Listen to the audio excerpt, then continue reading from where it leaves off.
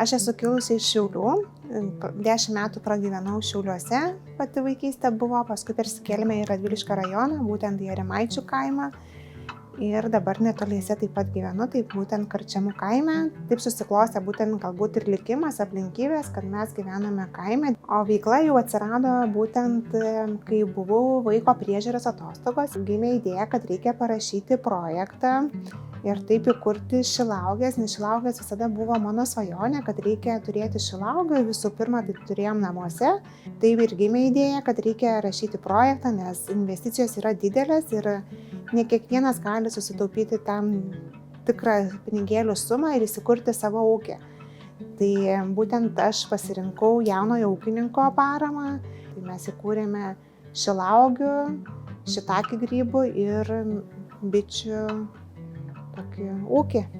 Suteikta parama leido įsigyti šilauogių sodinukus, būtent visko, ko reikia įsirengti. Tai buvo būtent ir pati apsauga, pats teritorijos aptvėrimas, tai ir segmentinė tvora, stulpeliai, šilauogių sodinukai. Mums reikėjo tikrai jų daug, virš 2000, tai 2650 sodinukų, nes mes sodiname 1 hektarą.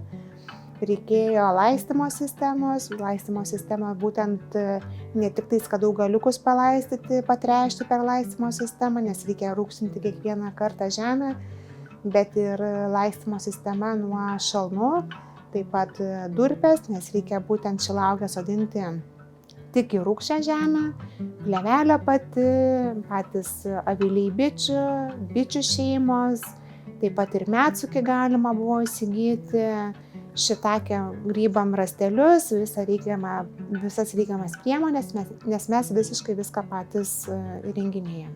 Šiai dienai gaminame gan plačiai, turime galbūt arti 100 skirtingų produktų, nes pati pradžia buvo nuo 7 skirtingų skonio kreminio medaus pati pirmi metai, bet paskui, kadangi patys įsigijome savo nuosavus liofilizatorius, kilo idėja, kad ne tik kreminį medų galima gaminti, ne tik savo uogas liofilizuoti auginamas, bet ir daug plačiau. Tai šiai dienai mes turime įvairių skonių kreminio medaus, turime prieskonius. Prieskonių šiai dienai turime 4 rūšių, bet tie prieskoniai pas mus yra natūralūs.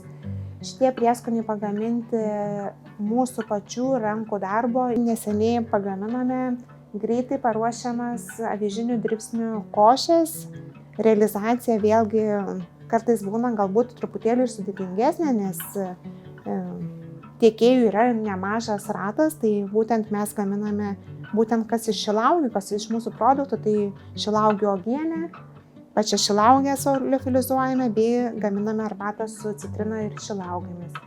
Kaimuose kurti tikrai yra daug galimybių, ypatingai jauniems žmonėms. Svarbiausia turėti idėją, kurią tu galėtum įgyvendinti ir naudotis tą galimybę. Nebijoti niekada, būtent, kad galbūt kažkas nepavyks. Žinoma, iššūkių tikrai būna labai daug. Visus žmonės būtent ir domina tai, kas yra nauja, neatrasta o svarbiausia natūralu ir sveika. Nes jeigu jūs turėsite, pavyzdžiui, kaip mūsų atveju, būtent uogas, medų, pasiūla yra labai didelė, tai tu turi būtent sugalvoti tai, kuo tu galėtum nustebinti žmogų ir kad tas žmogus norėtų sugrįžti dar ir dar kartą pas tave.